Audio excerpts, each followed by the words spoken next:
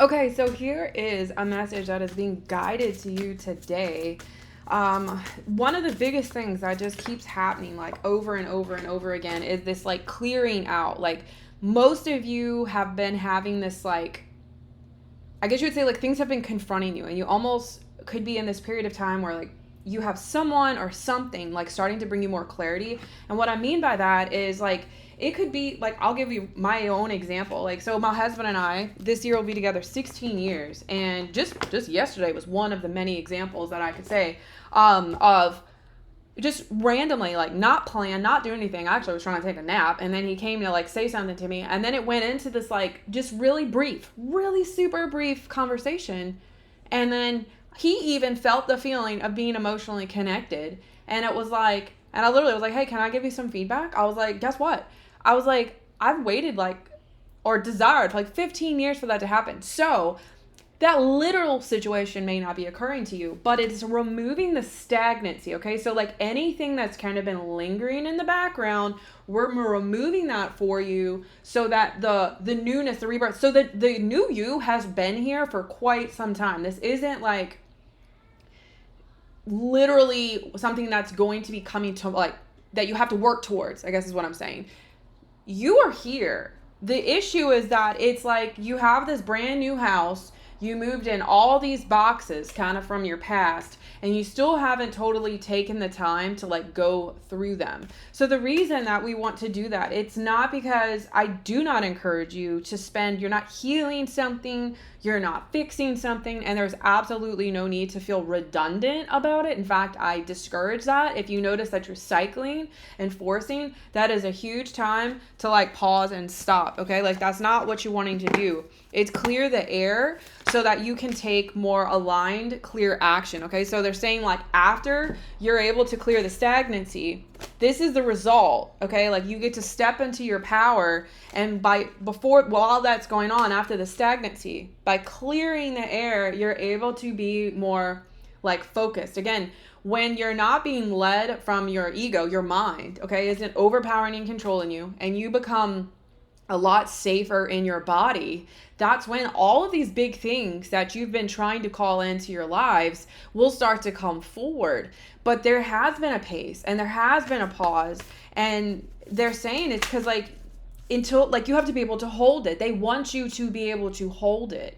What is the point of calling something in again into your life and then it just disappearing? You don't want that anymore for yourself, right? You've been saying that you want to do things differently. So what your answers are is that, so while you're clearing out stuff, what's starting to happen? Your vibration is rising, okay? You are listening and becoming more in tune to the universe and to yourself as you're interconnected, so that the path may be easier. Remember, you are a spiritual being having a human experience. Your goal is not to be finished. Your goal is to have an experience through neutrality and detachment, meaning you still get to have all the feelings. You still get to experience joy, wonder, and magic.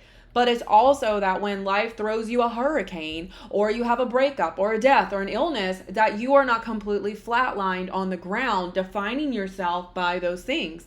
Because you are a vessel, you are a portal, and you are magnetic. And because you're this open portal, you're able to call in the things that you desire, and you're also able to let go of the things that are not, okay? The things that become stagnant or no longer in alignment for you. That will happen. It's a part of being human, okay? You're not a linear flat line, and you're not, I say this constantly, you're not a mathematical equation to be solved, because you're not a problem to be fixed. You are experiencing the human experience. It will have ebbs and flows.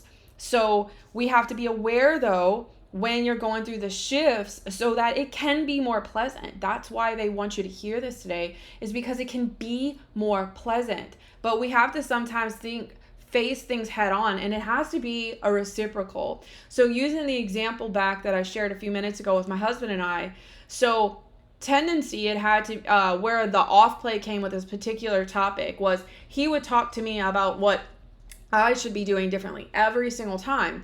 And then over the years, I've been like, all right, you're not wrong with that. That's actually true. And it wasn't because I was trying to counter, and it wasn't because I was trying to make an excuse. It was like I was always hoping that he could see the other side. So meaning that there's two sides to the equation, and some of it's our part and also the boundaries in which we will play with another person, place, or thing.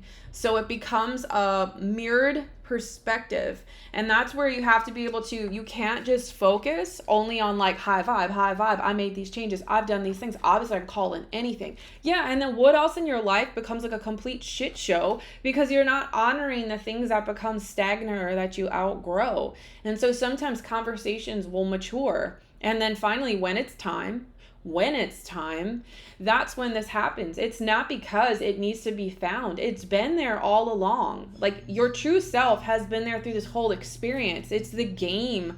It's the experience of being able to, the challenge of being able to find out, like, oh, let me clear this out. Let me empty these boxes. Let me free myself because this new space is here, or this space is here. And by doing some spray cleaning, by, redecorating, by moving furniture around, it feels like a rebirth instead of this dead weight. So sometimes energy just gets freaking stagnant, okay? So how do you get here? Well, how are you going to be able to remove anything that's possibly lingering for you? One, just do a tune check. Some of you are going to be able to like lickety split, be able to get in there. But devotion is always going to be your way in, okay? So meditation, just going on a walk, but like being very intentional about your walk, feeling the breeze, feeling the sun, like on your skin, and just even moments of gratitude. Like, it doesn't have to be a long extended period of time. You don't have to journal for 25 minutes. You don't have to listen to a specific meditation and make sure you have no thoughts or anything like that. Put a guided meditation on, be washing the dishes, have a little thing on just for, 60 seconds, 30 seconds, 5 minutes. Be intentional with your thoughts. Like, I am safe in my body. I am safe with the being that I have become today.